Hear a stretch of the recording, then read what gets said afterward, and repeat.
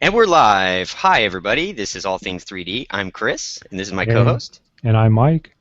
And we are here with our Week in Review podcast. Today is 7/25/2014, and we're just going to go through some cool news items that we picked out. We had a real Okay. fantastic week earlier this week. I do want to say we had a fantastic podcast, one of my favorite podcasts, where we had some really great guests. That was on the 23rd. So if you get a chance, go out and check out that podcast. It was our roundtable discussion titled HP. It was what was the title again, Mike? It was called HP Does 3D question mark. Yeah, Uh, yeah. So highly recommend you go. All our listeners go and check that podcast yeah, out. It was a real great podcast. So yeah. The actual podcast isn't up yet, but if you want to see us, we're out on YouTube already, and please join us. There's links to everything that we talked about. We had a great lineup. We had Brad Hill from the Little Ripper now, or it's actually Little RP.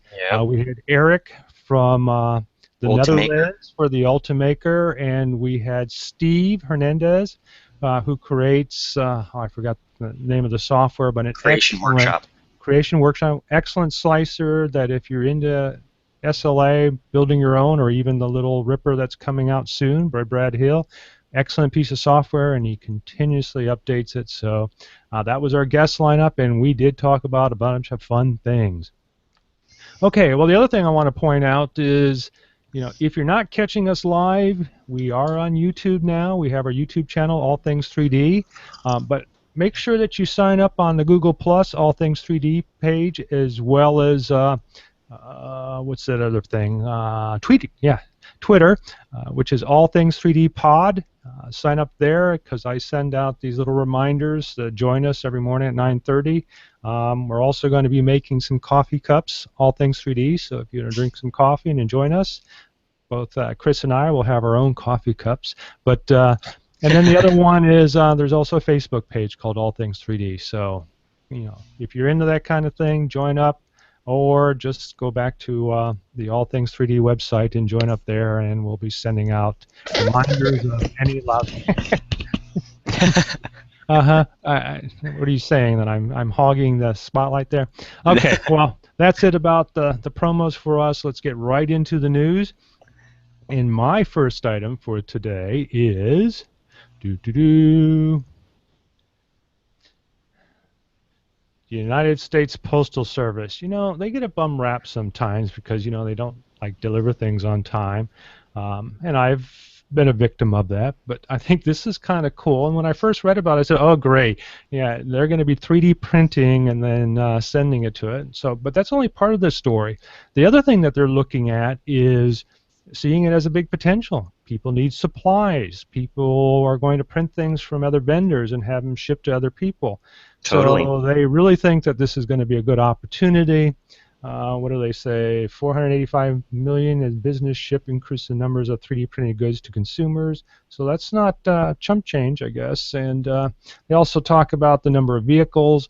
And even though Amazon talks about the last leg with their quadcopter delivery system, I don't see that happening for a while. And right now, believe it or not, Amazon does pass off those last leg packages to USPS. So, um, I hope the best for them, and they keep moving forward with, keeping money. I'll support Right. them. Yeah, That I definitely. do. I use their priority service, and they're reasonably priced, and they've done a lot with their website and so forth to be able to provide packages to whoever in the United States as well as internationally. So there you go. Go out to the link there, and new feature in the Google Hangouts. I don't know if they show up on YouTube as well, but they'll be in the liner notes, all the links that we're looking at today. So if you want to read more about it. So on to you, Chris. Awesome. Well, mine, the story broke on July 22nd, and it is a really cool story. Um, Basically, I don't know if you can see this. Can you see it? on screen? I can see it. Yes. Cool. Yeah, Okay, I well, read about that too. That's cool. SeeMeCNC is the title of the story is to unveil the largest 15-foot tall Delta 3D printer, Partdaddy. So SeeMeCNC, real great company. I own one of their printers called the Rostock Max. It's a really, really great printer for the money. Anybody out there that wants to get into printing, it's just a real fun kit to put together, and it's a printer that just prints great, and you can print really large size printers. But this printer, 15-foot tall, so pretty incredible. That's Partdaddy right there. I think his name's John Ollie is his real name, and we're going to try to get him on the show in the coming weeks. But this is a little preview of the design. I saw some other pictures. Look, this is it on its side. There's a real cool video you can go check out on YouTube of them tipping this thing up. So they're using standard T-slot design.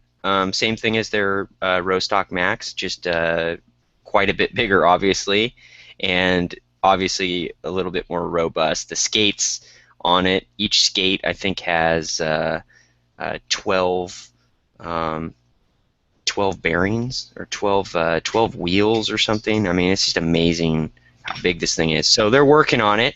I haven't seen, obviously they don't have it up and running quite yet, but it does have a swappable 6.35 or 7.25 millimeter nozzle. So and that's not a spelling error or grammar or whatever you want to call it. So the nozzle itself is roughly 2 to 3 times the size of most of the thickest filament that we use, and it's I print on a 0.4 millimeter nozzle, so this is roughly somewhere in the ballpark of 20 times the size. Yeah, exactly.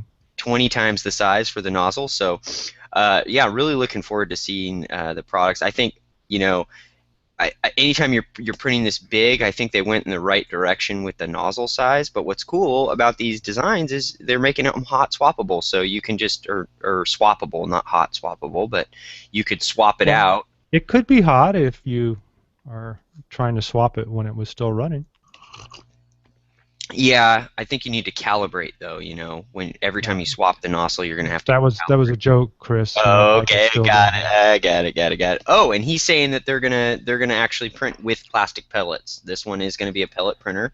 So yeah, well, I was wondering about that. Imagine the size of the filament if you're going to try to. Yeah, I think they're gonna try to. I think they're gonna try to go straight from pellet to extrusion. Yeah, so pretty cool. I think it's a great project. So just we'll keep following that and that story as more as it develops. So yeah, that's really cool. And make sure you get me an email. I do want to invite him on. He, as you know, creates the Rostock Max. And he's one of the influencers in the industry. So yeah, and he's always in the forums on SeeMeCNC. He's always on the forums answering questions. He's always at the maker fairs. You can meet him in person. He's a real great guy, and he's just done a tremendous amount for moving the open source movement forward. Okay, so, well, we'll get him on. SeeMeCNC.com. Yeah, we'll get him on. Okay, well, my next item is.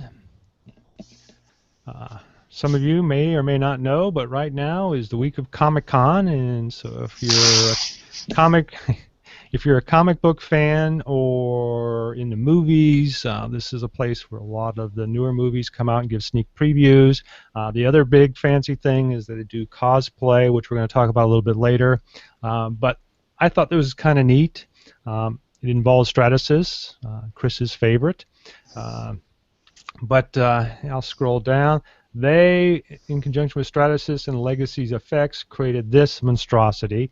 And it is not just static. Then there's a video I'll run in the background. Wow. This is too much.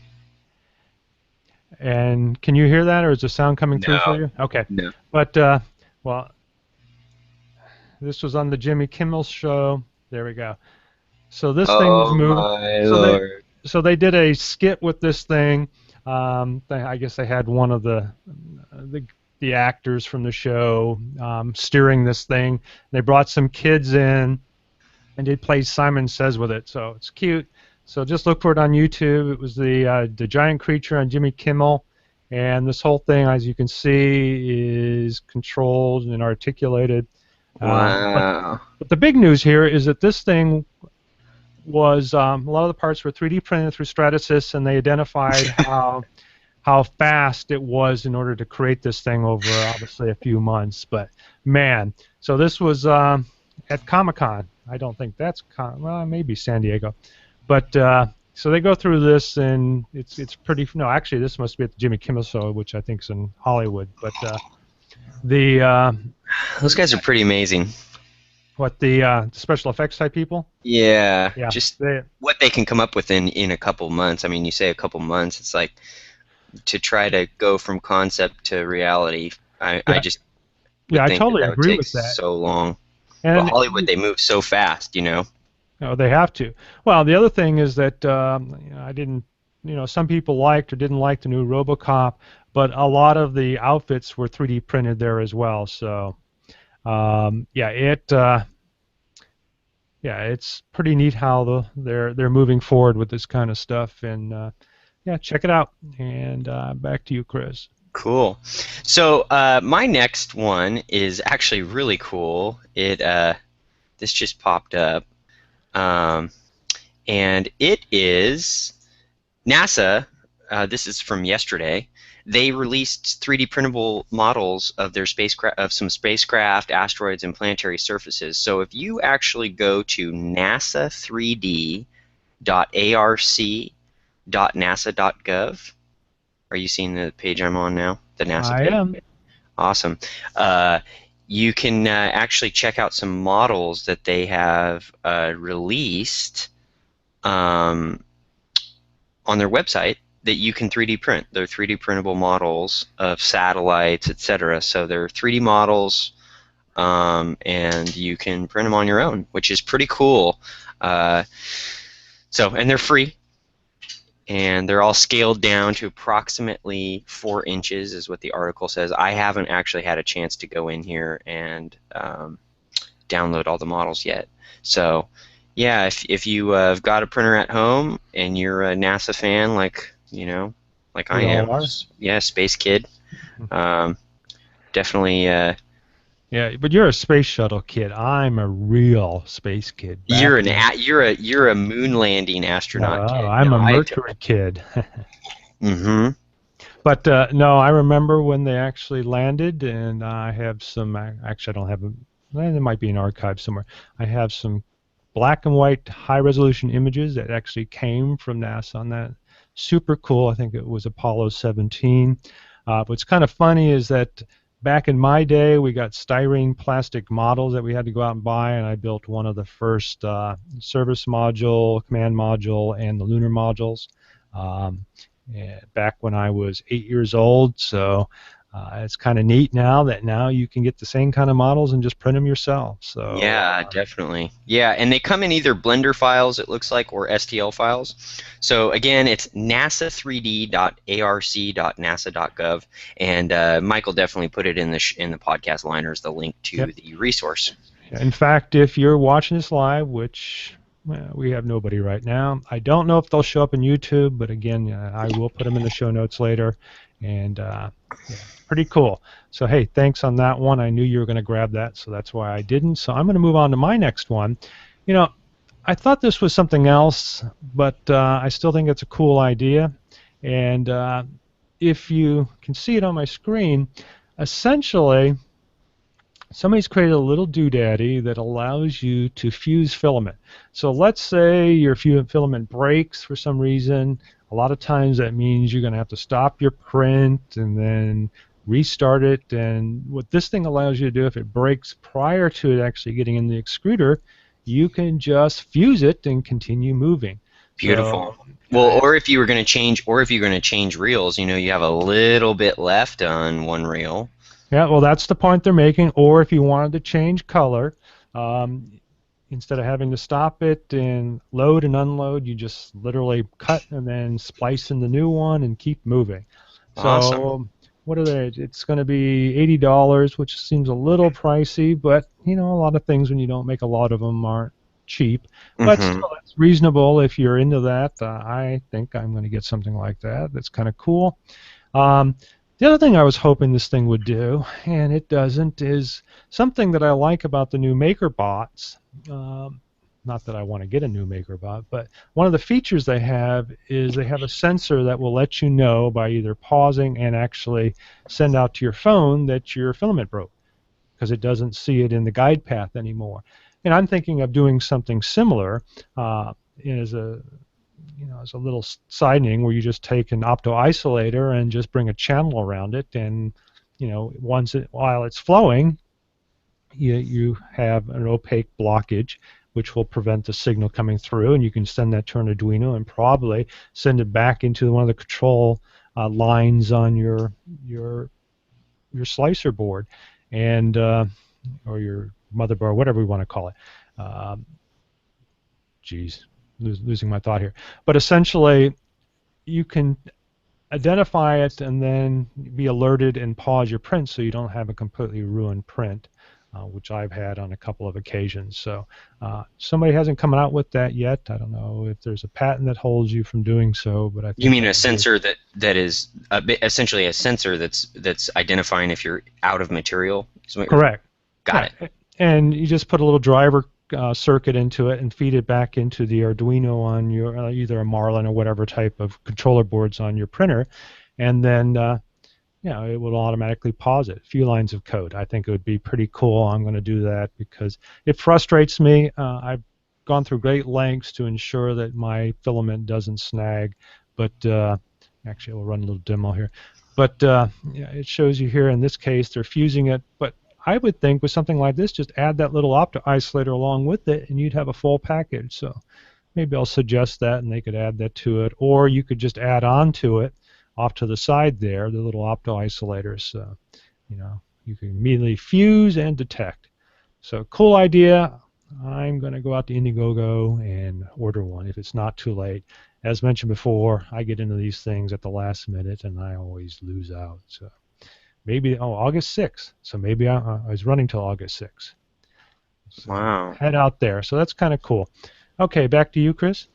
All right. My next news item is a medical one, which I always love these medical ones. This one is MetaMason, revolutionizing 3D printing, or revolutionizing sleep apnea mask, essentially. So they call it a CPAP mask. And they are 3D printing these masks so that they are basically custom fitted, kind of like Invisalign to the patient, and specific for the application. A ton of people suffer from sleep apnea. It's a really terrible condition, and like the article says, if it's left untreated, it can disrupt relationships, cause depression, and chronic fatigue, contribute to the onset of diabetes, lead to dangerous heart conditions, and they all contribute to mortality rates higher than that of pack-a-day smokers, which that seems unbelievable to me.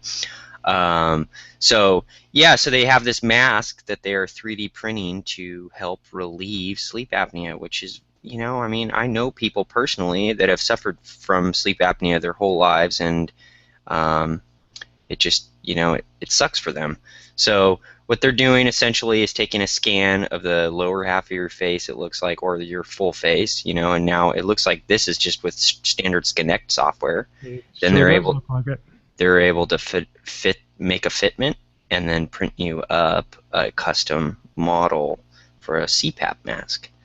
So so that's a very cool idea and a good application of 3D printing, helping make people's lives better, as usual.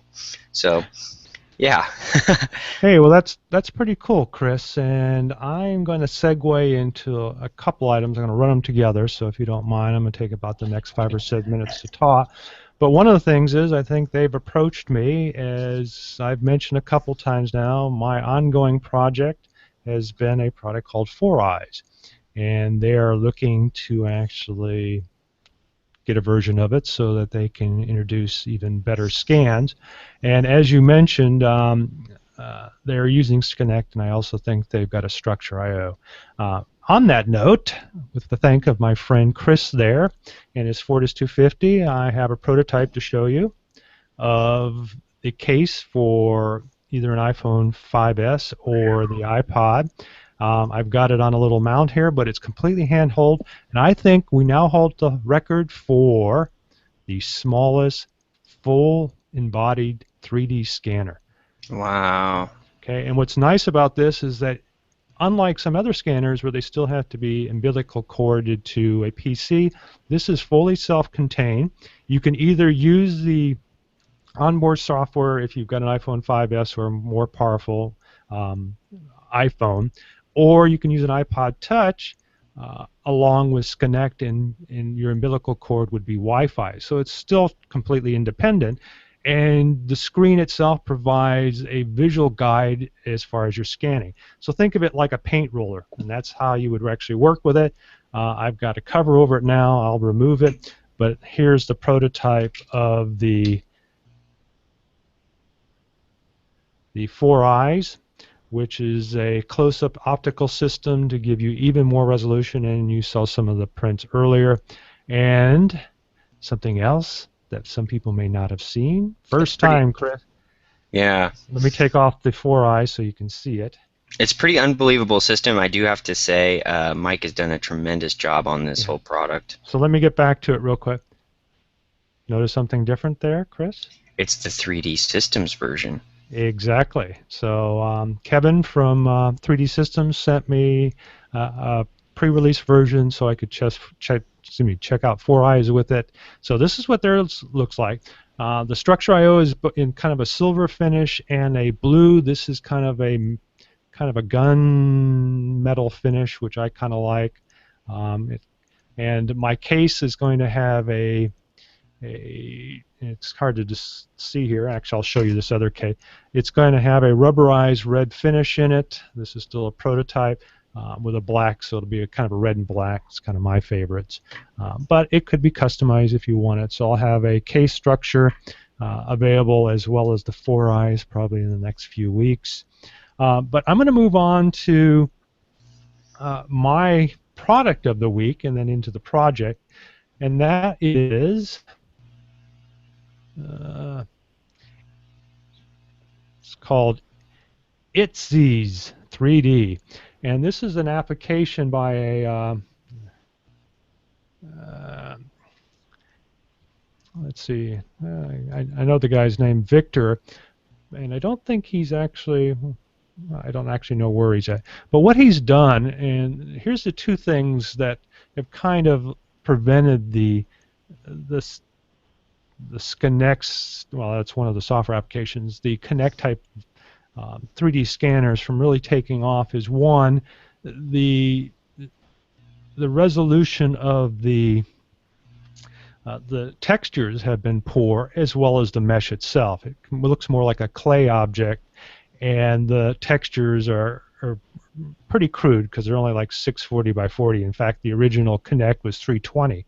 So what makes the Structure I/O, which we talked about it before, better is that you can attach it to an iPad or an iPhone or an iPod Touch and use the color camera that's built into it to have high resolution. So this company has come out with an app taking advantage of that. It uses a cloud service to retexture your mesh with high resolution meshes. And they've got some examples here, but I've been using it, and I'm going to show these off.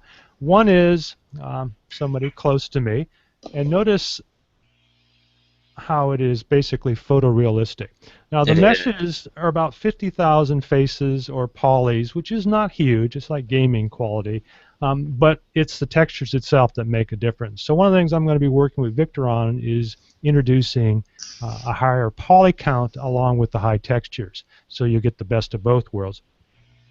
And then to move on to the project, I've been working with a guy called Brad Herman, who's out of Culver City, who went down to Comic-Con, and he's going to be doing some scans of a lot of the people in cosplay. And this is the first item he sent me, which looks like a Dr. Doom model. And so I tweaked the textures a little bit, but isn't this amazing? Wow. So he's down there right now, and I'll show some off. And again, that's Brad Hill. and he's got a little No, site called Brad VeArt.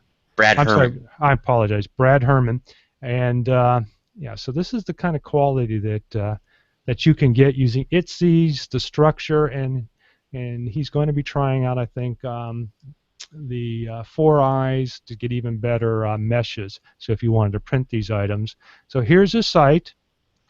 He's out at veart.com, and here's some others that he's created. Wow. So obviously that's a live person in cosplay, the Mad Hatter,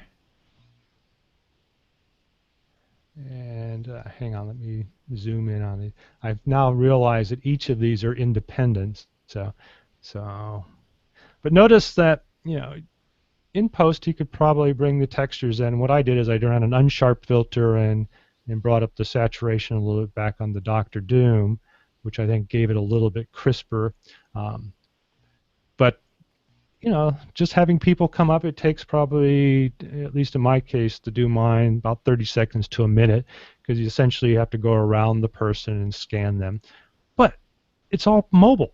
And he sends these up to the cloud, it does the texture meshing, and then sends it back down, and then he can email them to the person, or what he's doing is actually creating his website and putting them out on Sketchfab.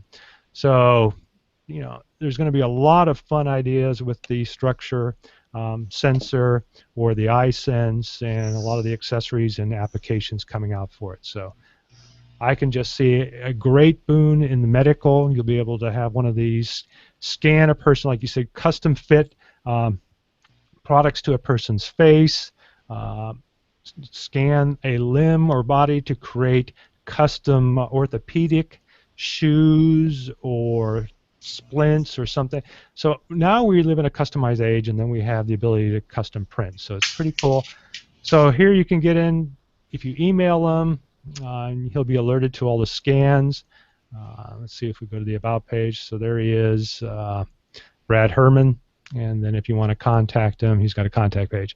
So he's going to have more coming up. And what he told me, his grand scheme is to take these 3D objects and create a Oculus Rift version that you can view. So you put on your Oculus Rift, and it would be like you're there at Comic-Con without actually lifting your feet. So I thought that was pretty cool, and hats off to Brad Herman. And the reason I met him is, I also create a quick disconnect system for the structure sensor or the iSense, and it worked out for him because he was borrowing his, but he had an iPad Air instead of an iPad Mini, didn't have the right bracket, ordered one from me, was able to attach it to his case on his iPad Air, and away he went, and he's been happy with it. So everybody helping everybody else.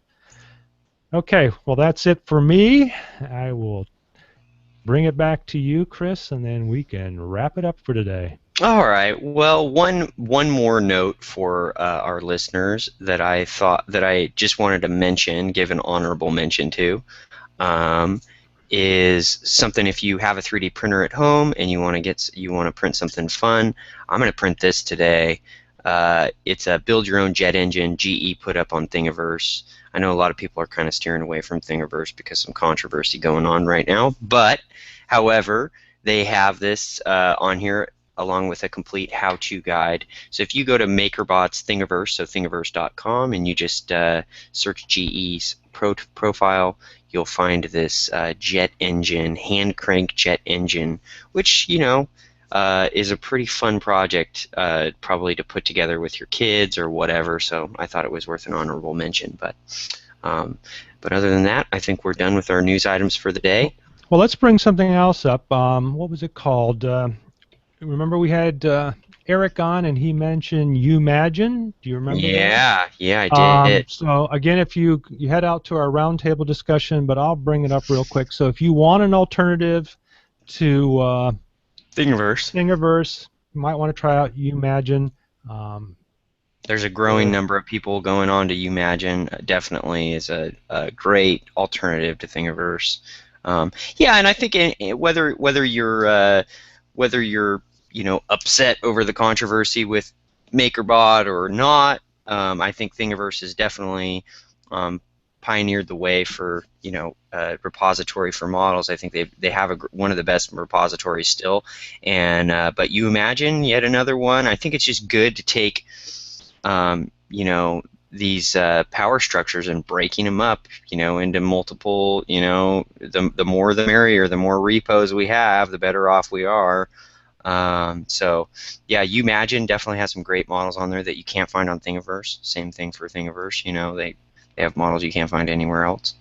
And then you've got GrabCAD and other places that you can go and pull CAD models down. But yeah, Imagine, great website.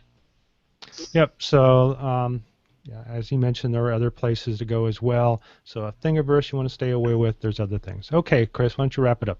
All right, everybody. Thanks for joining us. This edition of Week in Review is for 7/25/2014, and we hope to see you next week. Yep. Bye.